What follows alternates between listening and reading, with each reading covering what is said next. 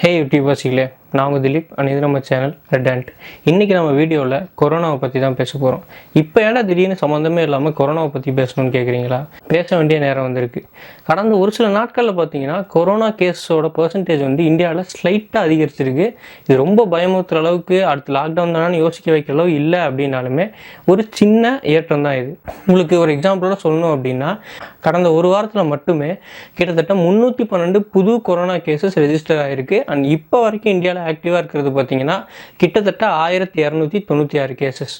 Maybe நான் பேசுகிறதுக்கு முன்னாடியே கூட நீங்கள் இதை பற்றின நிறையா நியூஸஸை வந்து நியூஸ் சேனலில் பார்த்துருக்க கூட வாய்ப்பு இருக்குது. இந்த பிரச்சனை இந்தியாவில் மட்டும்தான் இருக்கா, இப்போ இந்தியாவில் மட்டும்தான் ரைஸ் ஆகிட்டு இருக்கா நீங்கள் கேட்டிங்கன்னா அப்படி கிடையாது. உலகம் முழுக்கவே முக்கியமான நிறையா கண்ட்ரீஸில் இது வந்துட்டு ரைஸ் ஆகிட்டு தான் இருக்குது. உங்களுக்கு ஒரு எக்ஸாம்பிள் சொல்லணும் அப்படின்னா, சைனா, யூஎஸ், சிங்கப்பூர் இந்த மாதிரி நாடுகள்லையுமே இந்த கொரோனா வைரஸ் வந்துட்டு இப்போது நம்பர்ஸ் இன்க்ரீஸ் ஆகிட்டு தான் இருக்குது. இப்போ சைனாவில் இன்க்ரீஸ் ஆகிறதுக்கு ஒரு ரீசன் என்ன அப்படின்னு பார்த்தீங்கன்னா, இப்போ வரைக்குமே லாஸ்ட் இந்த அக்டோபர் வரைக்குமே வந்து சைனாவில் ஹெவியான ரெஸ்ட்ரிக்ஷன்ஸ் போட்டு வச்சுருந்தாங்க கொரோனா வைரஸ்க்காக. ஸோ அந்த ரெஸ்ட்ரிக்ஷன்ஸ் எல்லாத்தையுமே அவங்க லிஃப்ட் பண்ண ஆரம்பிச்சிருக்காங்க. அப்படி அந்த லிஃப்டிங் நடக்கிறப்போ, அதாவது ரெஸ்ட்ரிக்ஷன்ஸ் எல்லாத்தையுமே ரிலீஸ் பண்ணி கொஞ்சம் நார்மலுக்கு வர ஆரம்பிச்சிருக்காங்க. அப்படி நார்மலுக்கு வரப்போ மக்கள்லாம் வந்து பழைய மாதிரி நடமாட ஆரம்பிக்கிறாங்க. ஸோ அதனால் அந்த நம்பர்ஸ் ரைஸ் ஆகுது. ஆனால் யூஎஸ் அண்ட் சிங்கப்பூர்லலாம் பார்த்தீங்கன்னா இந்த மாதிரி நிலைமை இல்லை. இருந்தாலுமே இப்போ கோவிட் வைரஸ் வந்து ரைஸ் ஆகிட்டு தான் இருக்குது.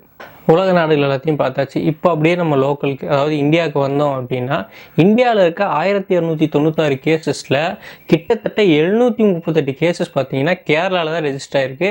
இப்போ ஸ்டேட்ஸ் வாரியாக இந்த கேஸோட நம்பர்ஸை பார்த்தோம் அப்படின்னா கேரளாவில் தான் அதிகமான ஆக்டிவ் கேசஸ் இருக்குது. அண்ட் இன்னொரு பெரிய பிரச்சனை என்ன அப்படின்னா, இப்போ பரவிக்கிட்டு இருக்கிற இந்த கொரோனா வைரஸ் வந்து அப்கிரேடட் வெர்ஷன், அதாவது இந்த ஓமிக்ரான் அப்படிங்கிற பழைய வெர்ஷனுடைய ஒரு சப்வேரியன்ட் தான் இது. இதோட பேர் பார்த்தீங்கன்னா JN1. இந்த JN1 அப்படிங்கிற வேரியண்ட் பார்த்தீங்கன்னா ஃபஸ்ட்டு செப்டம்பர் மாதம் யூஎஸ்ஏல தான் கண்டுபிடிக்கப்பட்டுச்சு. அங்கே தான் அந்த ஃபஸ்ட் கேஸ் வந்து டயக்னோஸ் பண்ணாங்க. அதுக்கப்புறமா தான் இது உலக நாடுகளுக்கு பரவியிருக்கு. சரி, கேரளாவெல்லாம் சொல்கிறேன். தமிழ்நாட்டில் என்ன கதை அப்படின்னு கேட்டிங்கன்னா, தமிழ்நாட்டில் இப்போ வரைக்கும் ஆக்டிவாக இருக்க கேசஸ் பார்த்தீங்கன்னா வெறும் 36 தான். இது என்ன தான் பெரிய நம்பர் இல்லை அப்படின்னாலுமே இதுக்கு மேலே போகாமல் பார்த்துக்கிறதுக்கு நாம் இன்னும் கொஞ்சம் கவனமாக இருக்குது ரொம்பவே அவசியம். இப்போது இந்த புது வேரியண்ட் பார்த்தீங்கன்னா என்ன தான் 30+ கண்ட்ரீஸில் ஏற்கனவே பரவிட்டு இருந்திருந்தாலுமே இந்தியாவில் இதுதான் ஃபஸ்ட் டைம். ஸோ இதோடைய முழு பாதிப்பு என்ன அப்படிங்கிறது நமக்கு இன்னுமே கிளியராக தெரியாது. இதோட சிம்டம்ஸ் எல்லாம் என்னென்ன அப்படின்னு பார்த்தீங்கன்னா, நார்மலான கொரோனா வைரஸ் மாதிரியே இதுக்குமே வந்து காஃபு, கோல்டு, ஹெட் பெயின், அதுக்கப்புறம் பார்த்தீங்கன்னா ரன்னிங் ரோஸ், அதாவது இந்த மூக்கு ஒழுகிறது, இது கூட வந்து பார்த்தீங்கன்னா டயரியாவும் சேர்ந்து வருது, அதாவது வயிற்றுப்போக்கு பிரச்சனை.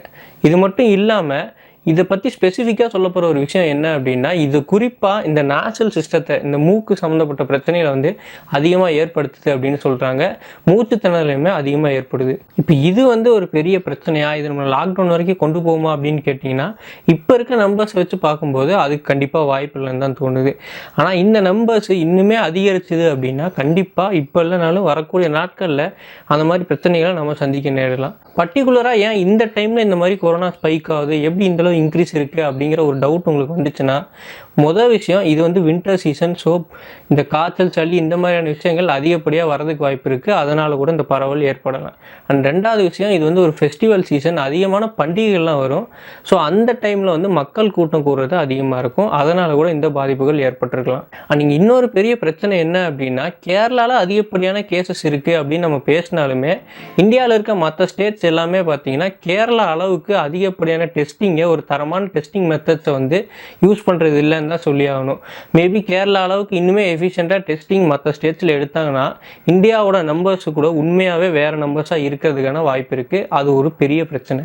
அண்ட் அதே மாதிரி நான் ஸ்டார்டிங்கில் சொன்ன அந்த 30+ கண்ட்ரீஸ் இருக்குல்லையா, அதாவது இந்த JN1 வைரஸ் பரவ ஆரம்பித்தா அந்த 30+ கண்ட்ரீஸ், அதில் பெரும்பாலான கண்ட்ரீஸ் பார்த்தீங்கன்னா அவங்களுடைய ஏர்போர்ட்ஸ், ரயில்வே ஸ்டேஷன்ஸ் இந்த மாதிரியான இடங்களில் மக்களை வந்து அதிகமாக ஸ்க்ரீனிங் பண்ண ஆரம்பிச்சிருக்காங்க. இந்த தெர்மல் டெஸ்டிங் அந்த மாதிரியான விஷயங்களை வந்து அவங்க பண்ணிக்கிட்டு இருக்காங்க.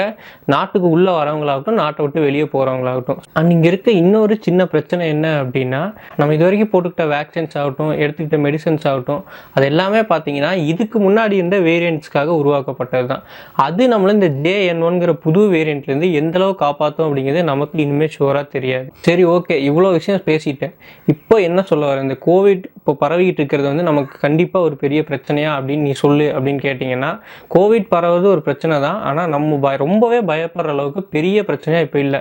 ஏன்னா நம்பர்ஸ் வந்து அவ்வளோ கம்மியாக தான் இருந்திருக்கு. அண்ட் இன்னொரு விஷயம், இந்த JN1 வைரஸ் வந்து இப்போ வரைக்கும் பரவுன கண்ட்ரிஸ் ஆகட்டும், இப்போ பரவிட்டு இருக்க இந்தியா ஆகட்டும், ரொம்பவே சிவியரான ஹாஸ்பிட்டலைசேஷனுங்கிறது நடக்கவே இல்லை. ஒரு சின்ன லெவல் ஆஃப் இன்ஃபெக்ஷன் தான் ஏற்படுது. அண்ட் பாதிப்புமே ரொம்பவே கம்மியாக தான் இருந்துகிட்டு இருக்கு. ஆனால் இது இப்போ வரைக்கும் தான். இதுக்கு மேலே இது மியூட்டேட் ஆகுமா என்னங்கிறது நமக்கு தெரியாது. என்னதான் இது ஒரு பெரிய அளவிலான நம்பர்ஸாக இல்லை அப்படின்னாலுமே, நம்ம இப்போ இருந்தே கவனமாக இருந்துட்டோம் அப்படின்னா, நம்ம கிட்டத்தட்ட இந்த 2019 பார்த்த அளவுக்கு பெரிய பாதிப்பு நமக்கு ஏற்படாமல் இருக்கும் அப்படிங்கிறது உண்மை. ஸோ அவ்வளோதான் இந்த வீடியோவில். இது ஒரு சின்ன வீடியோ தான். எனக்கு தெரிஞ்ச நிறையா பேருமே வந்து பார்த்திங்கன்னா கோவிட் ரொம்ப பரவ ஆரம்பிச்சிச்சு, ஸோ திரும்ப லாக்டவுன்லாம் வந்துடும் அப்படிங்கிற மாதிரி நிறையா விஷயங்களை பேசிக்கிட்டு இருந்தாங்க. அப்படி எதுவும் இல்லை, இது ஒரு சின்ன பிரச்சனை தான் அப்படிங்கிறத எல்லாருக்கும் கிளியர் பண்ணணும் அப்படின்னு நான் நினச்சேன். ஸோ அதனால தான் இந்த வீடியோ மேக் பண்ணேன். இந்த வீடியோ பிடிச்சிருந்தால் லைக் பண்ணுங்கள், நிறையா பேருக்கு இந்த வீடியோவை ஷேர் பண்ணுங்கள். ஏன்னா நிறையா நியூஸ் சேனல்ஸ் வந்து இது ரொம்பவே எக்ஸாசரேட் பண்ணி ரொம்பவே மிகைப்படுத்தி பேசிகிட்டு இருக்காங்க. லாக்டவுன் வரப்போகுது, இது ஒரு பெரிய பிரச்சனை அப்படிங்கிற மாதிரி மக்களை பயமுறுத்திட்டு தான் இருக்காங்க.